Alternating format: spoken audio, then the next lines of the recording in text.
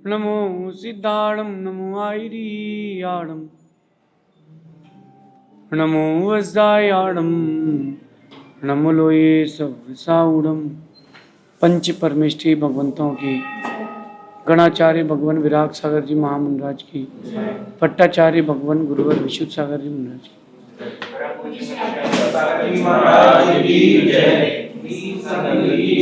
की। हम सभी अपने जीवन में सुख और गुणों की अभिवृद्धि के लिए नीति के विषयों का श्रवण कर रहे हैं। नीतिकार कहते हैं कि कुछ चीज़ें हमारे जीवन के लिए बहुत उपयोगी हैं और कुछ चीज़ें हमारे जीवन के लिए हानिकारक हैं। कुछ चीज़ें ऐसी है कि सही जगह पर की जाए तो उपयोगी हैं और कुछ चीज़ें ऐसी है कि वो सही चीज़ें भी, सही क्रियाएं भी गलत जगह पर की जाएं तो अनुपयोगी हैं। तो हमें इस बात को अच्छे से, गहराई से, गंभीरता से समझना चाहिए कि हमारे जीवन के लिए क्या क्या चीज़ें अच्छी हैं और क्या क्या चीज़ें अच्छी नहीं। क्या क्या चीज़ें ऐसी हैं जो आपके जीवन को ऊंचाइयां दे सकती हैं और क्या क्या चीज़ें ऐसी हैं जो ऊंचाइयां ले सकती हैं। जिसमें कहते हैं कि राजनीति एक ऐसी चीज़ है जो ऊंचाइयां देती है, लेकिन मेरा मानना कुछ और है कि अगर राजनीति सही जगह की जाए तो ऊंचाइयां देगी और राजनीति अगर गलत क्षेत्र पर कर ली गई है तो नीचाइयां देगी। बहुत सारे एरिया ऑफ फील्ड्स हैं आपके पास। बिजनेस का एरिया है, एक आपके पास बिजनेस का एरिया है, फिर एक बार आपके पास स्टडीज़ का एरिया, एक रिलीजियस एरिया, एक सोशल एक्टिविटीज़ का एरिया है, एक आपकी पर्सनल लाइफ का एरिया है, और भी बहुत सारे ऐसे एरियाज़ होंगे जहाँ पर आप अपने दिन भर का क्रियाकलाप करते हैं। बात यह है कि राजनीति किस क्षेत्र पर हो और धर्म नीति किस क्षेत्र पर हो, समझने वाली बात कह रहा हूँ। और ये बात समझने में जितनी देर लगेगी, संभलने में उतनी देर लगेगी। राजनीति करते हैं तो राज्य के लिए करें, कोई बात नहीं, वो आपका एक अलग एस्पेक्ट्स है। लेकिन अगर कोई धर्म क्षेत्र में राजनीति कर रहा है तो उसके लिए बड़ा गलत है। राजनीतिक क्षेत्र पर तो धर्म नीति चलेगी, बात समझना, मैं आपको बता रहा हूँ। राजनीतिक क्षेत्र पर धर्म नीति तो चलेगी, लेकिन धार्मिक क्षेत्रों पर राजनीति कभी नहीं चलेगी। इसलिए जो राजनीतिक क्षेत्र हैं उनमें धर्म नीति का बहुत प्रयोग करें। देश को आज़ादी भी उसी धर्म नीति से मिली, लेकिन धार्मिक क्षेत्रों में, धार्मिक गतिविधियों में राजनीति ना करें। परस्पर के उतार चढ़ाव में कि मैं अध्यक्ष बनूंगा, मैं उपाध्यक्ष बनूंगा, मैं मंत्री बनूंगा, वो कोषाध्यक्ष नहीं बनेगा, वो महामंत्री नहीं बन सकता, वो बन गया तो हम तलवारें निकाल लेंगे। छोटी छोटी संस्थाओं में इस प्रकार के छोटे छोटे काम करना, ये आपके व्यक्तित्व को नीचे गिराता है। अपने व्यक्तित्व को ऊंचा उठाना है, हमें अपने व्यक्तित्व को नीचा नहीं गिराना। इज्जत बनाने में पूरी जिंदगी लग जाती है, इज्जत बनाने में पूरी जिंदगी लग जाती है और इज्जत मिटाने में 1 मिनट नहीं लगता। मैं केवल जैनों की बात नहीं कर रहा, भारत का कोई भी मंदिर ऐसा नहीं है जो राजनीति से दूर ना हो, और राजनेताओं को उससे कोई मतलब नहीं है। तो राजनीति करने वाले कौन है? वो जो धर्म के क्षेत्र के अधिकारी हैं, वही राजनीति करने वाले। कोई अच्छा काम करेगा सबसे पहले उसको खींचा जाता है। भारत है, भारत में अगर सब्जी बेची जाती है तो खुली टोकनी में, और केकड़े बेचे जाएं अगर तो टोकनी को ढका नहीं जाता। क्यों? क्योंकि एक भी केकड़ा दूसरे केकड़े को बाहर निकलने नहीं देता। तू बाहर कैसे आ रहा, चल नीचे आ। इस बात को आप समझ ले तो हो सकता है सुधार हो सकता है, क्योंकि एक व्यक्ति से सुधार होगा, अगर एक व्यक्ति से सुधार होगा अलग अगर, तो ही अपन सर्वव्यापक सुधार कर पाते हैं। सुधार तो पहले से ही होता है। अगर मैं आप लोगों से एक बात करता हूं कि किसी ने सोशल मीडिया में अपना पेज बनाया है, समझना आप, सबसे पहला फॉलोअर कौन होता है? 100% है। आप कभी कोई पेज बनाते हो अपनी सेकंड आईडी से, सबसे बड़ा पहला फॉलोअर आप ही होते हो, सबसे पहला लाइक आपका होता है, सबसे पहला व्यू आपका होता है। कॉमन कॉन्सेप्ट है ना। तो जब आपको पता है कि जब ऊपर उठना है तो उसमें सबसे पहला सहयोग आपका चाहिए। तो जब आपको पता ही है तो धार्मिक क्षेत्रों में सबसे पहला सहयोग अपना रखें, क्योंकि ऊंचे भी उनसे उठ पाएंगे, नहीं तो नीचे तो गिर ही जाएंगे। इसलिए मैं कह रहा हूँ, आज बड़ा बड़ा दिल करके कह रहा हूँ, ये बात उन्हीं लोगों को अच्छी लगेगी जो धर्म क्षेत्रों में राजनीति पसंद ना करते हैं, फिर राजनीति ना करते हो।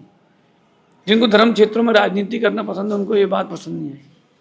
होता क्या है, आज मंदिरों में, संस्थाओं में, एनजीओज में थोड़ा सा एनजीओ बढ़ जाए, थोड़ी सी संस्था बढ़ जाए, सारे अपना उत्तराधिकार बनाने आ जाते हैं कि मैं करूँगा, मैं राज्य करूँगा, मेरी संस्था है, मैं हूँ। और फिर वहाँ पर षड्यंत्र रचे जाते हैं। मैंने कहा था ना, पहले यंत्र काम करते थे, अब षड्यंत्र काम करते, पहले यंत्र काम करते थे। अब वो ऐसा माहौल बनाया जाता है कि नहीं, इसको कैसे गिराया जाए। अरे दूसरों को गिराने की अपेक्षा खुद को उठाना सीखें। दूसरों की बुराइयां देखने की अपेक्षा अपनी बुराइयां देखना सीखें। कमियां तो हर किसी में है। अगर आप कमी देखते रहोगे, धर्म क्षेत्र में राजनीति करते रहोगे, बुरे दिन जल्दी आएंगे, बुरे दिन जल्दी आएंगे, अच्छे दिन जल्दी जाएंगे। थोड़ा सा संभल के चलें। जहां जो क्रिया करना हो करें। मैं ये नहीं कह रहा हूं कि राजनीति बुरी है, राजनीति बहुत अच्छी है, सीखना चाहिए, लेकिन राजनीति का प्रयोग धर्म क्षेत्र में नहीं करना चाहिए। हाँ, धर्म नीति का प्रयोग राजनीति के क्षेत्र में करना चाहिए। मैं आपको एक बात बताता हूँ। जब भारत का बंटवारा हुआ था और भारत में मध्य प्रदेश नहीं था, मध्य भारत नाम का एक स्टेट था, जो इंदौर में मिश्री लाल जी गंगवाल, दिगंबर जैन श्रावक हमारे वो मुख्यमंत्री हुआ करते थे। प्रदेश का नाम था मध्य भारत, मध्य प्रदेश नाम था, यही नाम था शायद, मध्य भारत था, और नागपुर उसका कैपिटल था। अब हुआ क्या, ग्वालियर इंदौर जो भी कैपिटल, हुआ क्या, सुनना बात को। लोगों ने सोचा कि अब यार ये मारवाड़ी आदमी गद्दी पर कैसे आ गए, इसको हटाया जाए। राजनीतिक क्षेत्र पर राजनीति की गंदगी देखना, तो उन्होंने प्रधानमंत्री जी से बोल करके विदेशियों को आमंत्रित किया कि अब आप आके भारत देखिए कि भारत की व्यवस्थाएं और अच्छी हो गई। आमंत्रण किया गया, उनको बुलाया गया। वो गेटवे ऑफ इंडिया से, इंडिया गेट से अंदर आए। वो अंदर आए, उन्होंने सब चीज़ों के लिए, वो खाएंगे तो मांस, कि मांसाहारी है। तो बोले व्यवस्था कौन करेगा? बोले व्यवस्था तो मध्य भारत का मुख्यमंत्री करेगा, उनके भोजन की व्यवस्था, क्योंकि वो जैन है तो मांस खिलाएगा नहीं, पद छोड़ देगा। उन्होंने कहा कि नेहरू जी ने कहा कि आपको इनकी व्यवस्था इनके अनुसार करना है। तो उन्होंने कहा कि देखिए कि व्यवस्था तो हमारे अनुसार चलेंगी, आपको जमे तो ठीक है, वरना मेरा रेजिग्नेशन लेटर आपके पास पहुंच जाएगा। ये दिगंबर जैन श्रावक मर जाएगा लेकिन मांस नहीं खिलाएगा। वो माने नहीं, उन्होंने कहा नहीं, आपको वही खिलाना पड़ेगा।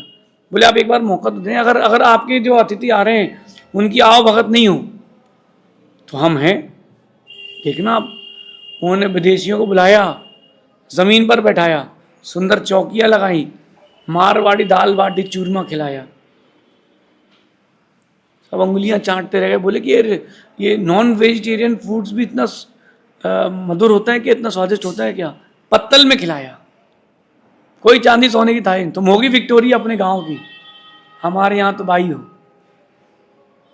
वो जो उन्होंने व्यवस्थाएं की, खुश होके गए।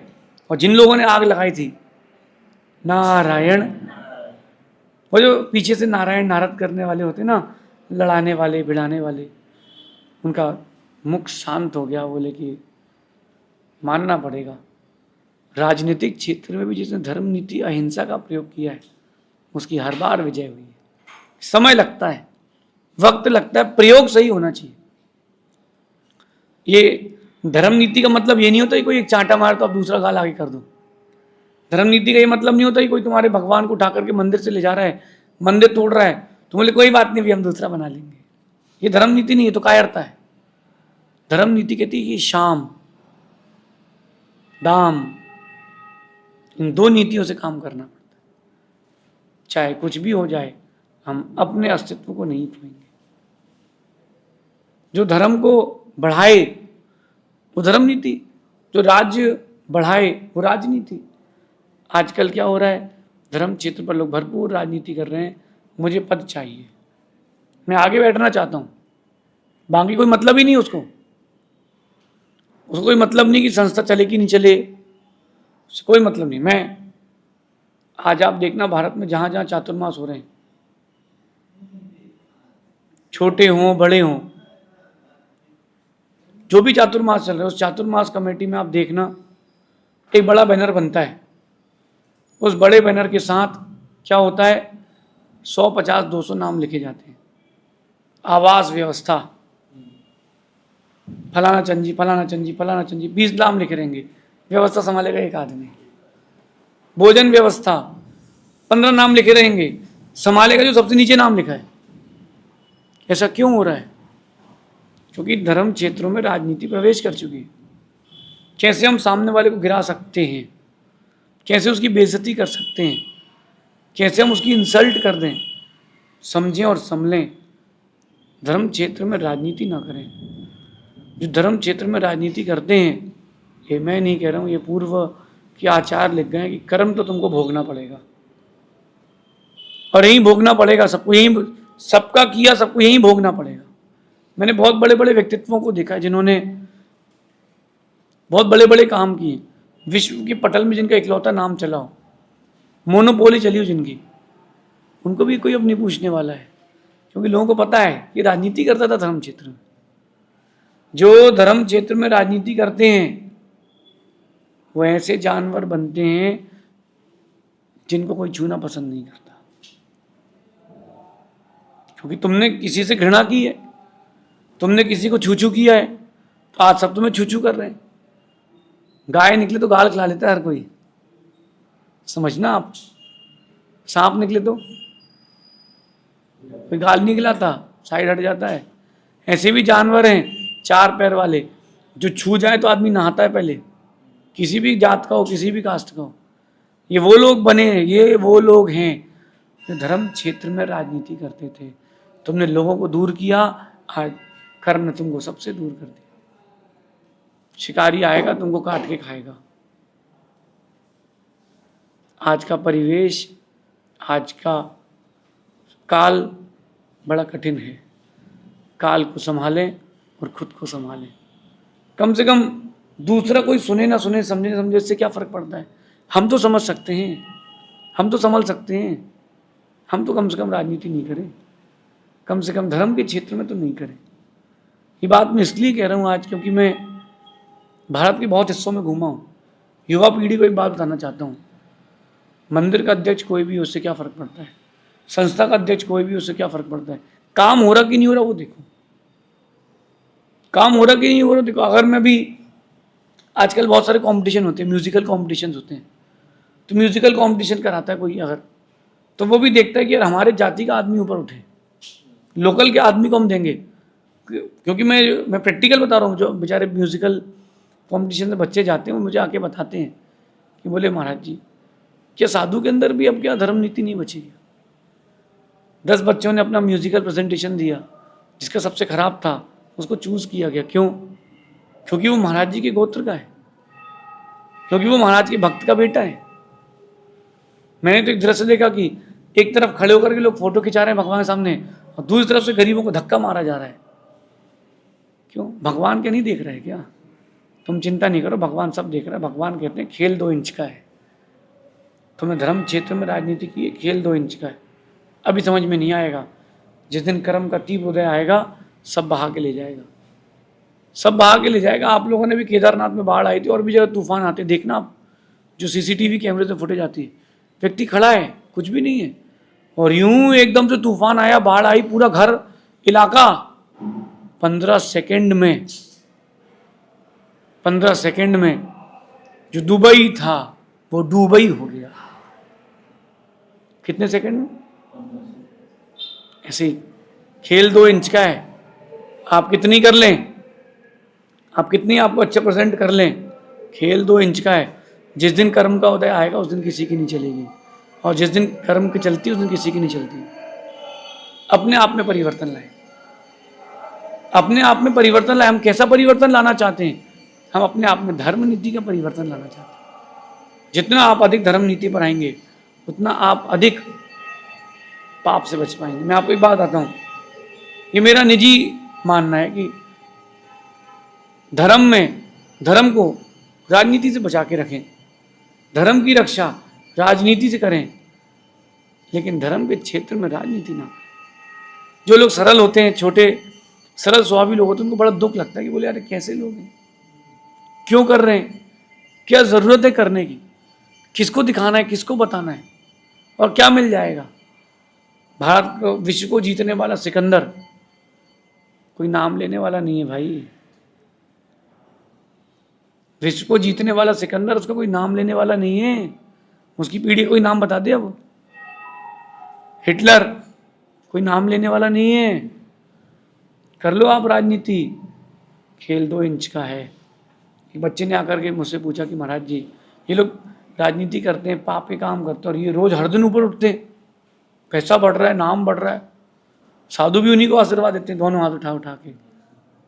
तो बोले ऐसा क्यों हो रहा है? मैंने उसको कहा बेटा खेल 2 इंच का है, एक गड्ढा खोद, उसमें उतर जा, 6 फीट का गड्ढा खोद, तू उसमें उतर जा, कमर तक पानी रहेगा ना, तुझे कोई एहसास नहीं होगा, तू खेलेगा। गर्मी का मौसम है, गर्मी कंधे तक पानी आएगा, तू खेलेगा। गर्मी का मौसम है, गले तक पानी आएगा, तुझे घबराहट होगी, अब तेरी गर्मी उतरेगी।